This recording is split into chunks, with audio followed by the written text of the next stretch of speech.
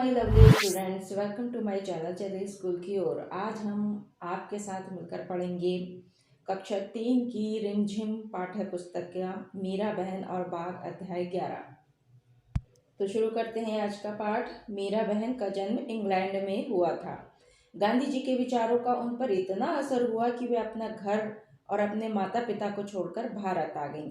मीरा बहन का जन्म जो था वो इंग्लैंड में हुआ था। इंग्लैंड भारत में नहीं है, ये भारत से बाहर है, यानी विदेश में है। तो गांधी जी के विचारों का, गांधी जी की बातों का उन पर किन पर? मीरा बहन पर इतना असर हुआ कि वे अपना घर और अपने माता पिता को छोड़कर वो भारत आ गई और गांधी जी के साथ ही काम करने लगी। गांधी आज़ादी के 5 साल बाद उन्होंने उत्तर प्रदेश के एक पहाड़ी गांव गैवली में गोपाल आश्रम की स्थापना की मतलब शुरुआत की।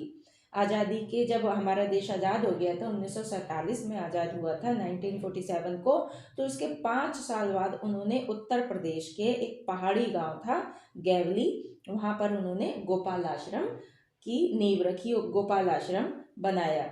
उस आश्रम में मीरा बहन का बहुत सारा समय पालतू पशुओं की देखभाल में बीतता था। उस समय जो था उस आश्रम में मीरा बहन का जो सारा समय था वो वहाँ के जो पालतू पशु होते हैं ना, पालतू पशु गाय भैंस बकरी, इनको पालने में ही, इनकी देखभाल करने में ही, गाय बच्चों की देखभाल करने में ही बीत जाता था। लेकिन गैवली गांव के आसपास के जंगलों में बाघ जैसे खतरनाक जानवर भी रहते थे। गैवली गांव था जहाँ पे गोपाल आश्रम की स्थापना की थी उन्होंने, तो वहाँ पे आसपास के जो जंगल थे वो मकानों से सटे हुए, वहाँ पर बाघ जैसे खतरनाक जानवर भी आ जाया करते थे। तो पहाड़ी गांवों में अक्सर बाघ का डर बना रहता है। तो जंगल कटने के कारण शिकार की तलाश में बाघ कभी कभी गांव तक पहुंच जाता है। गेवली गांव में एक बार यही हुआ। एक बाघ ने गांव में घुसकर एक गाय को मार डाला। सुबह होते ही ये खबर पूरे गांव में फैल गई। तो वहाँ पे गांव बाघ का डर हमेशा बना रहता है पहाड़ी गांव में। तो जंगल कटने के कारण शिकार की तलाश में बाघ कभी कभी गांव तक पहुंच जाता है। गेवली गांव में एक बार यही हुआ। एक बाघ ने गांव में घुसकर एक गाय को मार डाला। सुबह होते ही ये खबर पूरे गांव में फैल गई। तो पहाड़ी गांव में बच्चों बाघ का जो है डर हमेशा बना रहता है। तो जंगल कटने के कारण आजकल शहर जो है विस्तारीकरण हो रहा है शहरों का। शहरों में इतनी जगह नहीं है, लोग जंगल की तरफ अब जाने लगे हैं, क्योंकि जंगलों में ज़मीन ज़्यादा होती है ना, तो अब जंगल के आसपास ही लोग घर बनाने लगे हैं। तो होता क्या है, जंगल तो अब कम होने लगे हैं, तो उसकी वजह से बाघ कभी कभी गांव तक पहुंच जाता है। गेवली गांव में भी यही हुआ। एक बाघ ने गांव में घुसकर रात में एक गाय को मार डाला। अब जब सब गांव वाले उठे तो पूरे गांव में ये बात फैल गई कि बाघ ने गाय को मार डाला। गांव के लोग डरे कि यह बाघ कहीं फिर से आकर दूसरे पालतू जानवरों और दूसरे किसी आदमी को ही अपना शिकार ना बना ले। तो गांव वाले डरने लगे कि अभी तो उसने गाय मारी है, कहीं फिर किसी और पर हमला कर दिया, किसी इंसान पर हमला कर दिया, तब फिर क्या होगा। अब उनकी तो हालत खराब हो गई है सुनकर कि गाँव जो बाघ अब मतलब उनके घरों की तरफ आने लगा। गांव के लोग गोपाल आश्रम गए और उन लोगों ने मीरा बहन को अपनी चिंता जताई, क्योंकि मीरा बहन वहाँ आश्रम में रहती थी ना, तो उन्होंने मीरा बहन से ये बात कही कि गांव में अब बाघ भी आने लगे हैं। तो गांव के लोगों ने अंत में तय किया कि बाघ को कैद कर लिया जाए। उन्होंने आपस में मीटिंग करी और फिर उन्होंने ये फैसला लिया, ये निर्णय लिया कि अब बाघ को हम पिंजरे में डाल देंगे, उसको कैद कर देंगे, उसे बंद कर देंगे पिंजरे में। उसे कैद करने के लिए उन्होंने फिर क्या किया, एक पिंजरा बनाया। पिंजरे के अंदर एक बकरी बांध दी। उनकी जो प्लानिंग थी वो ये थी, योजना ये थी कि बकरी का मिमियाना सुनकर बाघ पिंजरे की तरफ आ जाएगा। पिंजरे का दरवाजा इस प्रकार खुला हुआ बनाया उन्होंने कि बाघ के अंदर घुसते ही वह दरवाजा झटके से बंद हो जाए। शाम होने तक पिंजरे को ऐसी जगह पर रख दिया गया जहां अक्सर बाघ दिखाई देता था। ये जगह मीरा बहन के गोपाल आश्रम से ज़्यादा दूर नहीं थी। ऐसी जगह पर लगा दिया पिंजरा जहाँ पर बाघ मतलब आसानी से आ जाए, और अधिकतर आ ही जाता था उस जगह पर। तो ऐसी जगह पर जहाँ पर उसके आने की संभावना ज़्यादा थी, वहाँ पर उन्होंने पिंजरा रख दिया खोल करके, कि अब जब ये इसमें अंदर आ जाएगा तो झटके से दरवाज़ा अपने आप बंद हो ही जाएगा। उसके थोड़ी दूर पर गोपाल आश्रम था। रात बीत गई। सुबह की रोशनी होते ही लोग पिंजरा देखने निकल पड़े। सबको ये उत्सुकता थी कि देखे बाघ फंसा कि नहीं फंसा। उन्होंने दूर से देखा कि पिंजरे का दरवाजा बंद है। यह सोचकर वो बहुत खुश हो गए कि बाघ पिंजरे में फंस गया होगा। लेकिन जब वे पिंजरे के पास पहुंचे तो क्या देखते हैं, पिंजरे में बाघ है ही नहीं। लोग चकित थे, बाघ के अंदर गए बिना पिंजरा कैसे बंद हो गया। लोग मीरा बहन के पास पहुंचे। लोगों ने सोचा कि गोपाल आश्रम पास में ही था, इसलिए शायद मीरा बहन को मालूम होगा कि रात में क्या होगा। पूछने पर मीरा बहन बोली, देखो भाई, मुझे नींद नहीं आ रही थी। मैं सोचती रही कि आखिर बाघ को धोखा देकर हम क्यों फंसाएं। बाघ की तो कोई गलती नहीं है, हम ही उसके घर की तरफ मतलब मकान बना रहे हैं, तो बाघ की तो इसमें कोई गलती नहीं है। अब उसको भूख लगेगी तो आएगी, हम उसको बेचारे को क्यों मारें बेमतलब में। इसलिए मैं गई और पिंजरे का दरवाजा बंद कर आई। तो देखा बच्चों, मीरा बहन की दयालुता, कितनी दयालु महिला थी कि बेमतलब वो किसी भी जानवर को मारना नहीं चाहती थी। उन्होंने कहा अपनी अपनी सुरक्षा करो, बात खत्म। अपनी अपनी सुरक्षा खुद करो, तो हम किसी दूसरे को नुकसान क्यों पहुंचाएं। तो यहाँ पर ये चैप्टर समाप्त होता है। तो फिर आगे बढ़ने से पहले बच्चों वीडियो को लाइक करें, चैनल को सब्सक्राइब कीजिए और ज़्यादा से ज़्यादा शेयर कीजिए। अब चलिए प्रश्न उत्तर के सेगमेंट में चलते हैं।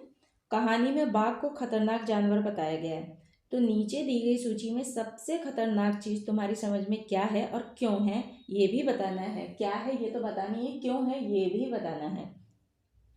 चाकू, बिजली, टूटा हुआ कांच और आग, इसमें बताइए सबसे खतरनाक क्या हुआ। भाई देखो, चाकू, बिजली, टूटा हुआ कांच, ये चीज़ें तो अलग हुई, ये चीज़ें तो एक ही को नुकसान करती हैं। लेकिन अगर लग जाती है ना एक बार, तो ये फैल जाती है पूरे में और ये सब कुछ भस्म कर देती है। तो आग सबसे ज़्यादा खतरनाक हुई है। ये लगती तो एक जगह है लेकिन फैलती वो दूर तक है, तो इसलिए आग ज़्यादा खतरनाक हुई। अगला क्वेश्चन है, गैवली गांव के आसपास के जंगलों में बाघ जैसे खतरनाक जानवर भी रहते थे। तुम्हारे हिसाब से नीचे लिखे जंतुओं में से कौन कौन खतरनाक हो सकते हैं, उन पर गोला बनाओ। तो इसमें है भैंस, चीता, बकरी, कुत्ता, बिल्ली, चूहा, सांप, बिच्छू, कछुआ, केंचुआ, तिलचट्टा, कबूतर, भालू। इसमें खतरनाक जानवर हो सकते हैं चीता, सांप, बिच्छू, तिलचट्टा और भालू। बाकी जानवर तो सीधे साधे हैं, तो इनके नाम इसलिए अब इनको ये भी बताना है कि क्यों खतरनाक है, कैसे खतरनाक हो सकते हैं। तो चीता कब खतरनाक होता है, जब कोई उसको नुकसान पहुंचाता है, या तो वो तब खाने आता है, या फिर वो बहुत दिनों तक भूखा रहता है, तब वो अपने शिकार के लिए निकलता है, तब खतरनाक हो जाता है।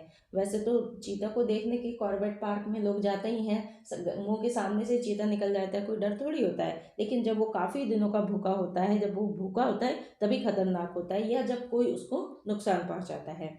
सांप है, सांप को जब कोई उस पर कोई पैर रख दे, जब उसे खतरा महसूस होता है, तभी सांप भी तभी नुकसान देता है। बिच्छू भी ऐसे ही है, बिच्छू भी तभी नुकसान करता है जब कोई उसके रास्ते में आ जाए, तभी वो नुकसान करता है, नहीं तो वो बिच्छू भी नहीं काटता है। तिलचट्टा है, तिलचट्टा जो है ये गंदी जगहों पर रहते हैं, और इसलिए बहुत सारे रोगाणु जो होते हैं इनके अंदर होते हैं, बहुत सारे जीवाणु रीगाणु इनके अंदर होते हैं। तो ये जब ये भोजन में आते हैं ना, तो भोजन में भी ये गंदा कर देते हैं, तो इसलिए हमारे लिए खतरनाक हो जाते हैं। भालू, भालू क्यों खतरनाक होता है, भालू से जब खतरा उसे लगता है, इंसानों से खतरा लगता है, तो वो भी खतरनाक हो जाता है। आगे देखिए प्रश्न है, चूहा पकड़ने का पिंजरा देखकर बताओ कि यह अपने आप कैसे बंद हो जाता है, और एक बार बंद हो जाने के बाद चूहा उसमें बाहर क्यों नहीं आ पाता। तो इसका उत्तर देखो, चूहा पकड़ने का पिंजरा जो होता है वो तारों का बना होता है, उसमें जाली लगी होती है बारीक, जिससे जो चूहा वो वापस चला तो जाता है लेकिन वो वापस नहीं आ पाता, बारीक जाली होने की वजह से। तो बाहर का कुंडा निकल जाता है और दरवाजा अपने आप बंद हो जाता है, चूहा फंस जाता है। क्वेश्चन देखो, गांव वालों ने बाघ को पिंजरे में बंद करने की योजना बनाई थी। किसी आजाद पक्षी या पशु को पिंजरे में बंद करके रखना सही है या गलत। अगर सही है तो क्यों और गलत है तो क्यों, ये बताना है। तो किसी भी पंछी को हम पिंजरे में बंद करना ठीक नहीं समझते हैं। क्यों? क्योंकि स्वतंत्रता सभी को अच्छी लगती है। सभी चाहते हैं कि वह स्वतंत्र रूप से घूमे फिरे, घूमे खाएं चलें, है ना। तो हमें भी किसी के भी काम में हस्तक्षेप नहीं करना चाहिए। नेक्स्ट बच्चों, नीचे कुछ चीज़ें लिखी हुई, उनको खाली जगह में भरना है कि ये क्या चीज़ है। अगरतला, अल्मोड़ा, रायपुर, कोच्चि, बड़ोदरा, ये क्या है? ये सब नगर हैं। तो ये नगर आएगा यहाँ पर। जलेबी, लड्डू, मैसूर पाक, कलाकंद, पेड़ा, ये सब मिठाइयाँ हैं। नर्मदा, कावेरी, सतलुज, ब्रह्मपुत्र, यमुना, ये नदियाँ हैं। बरगद, नारियल, पीपल, पीपल, चीड़, नीम, ये पेड़ हैं। गेहूँ, बाजरा, चावल, रागी, मक्का, ये अनाज हैं। कुर्ता, साड़ी, फिरन, लहंगा, कमीज, ये सब वस्त्र हैं। नेक्स्ट है जानवरों को उनकी बोलियां से मिलाना है। भैंस क्या करती है? रंभाती है, रंभाना से मिलाएंगे। घोड़ा हिनहिनाता है। हाथी चिंघाड़ता है। बकरी मिमियाती है। शेर दहाड़ता है। गधा रैंकता है। गाय रंभाती है। कुत्ता भौंकता है। नेक्स्ट है बच्चों, वाक्य ठीक करो।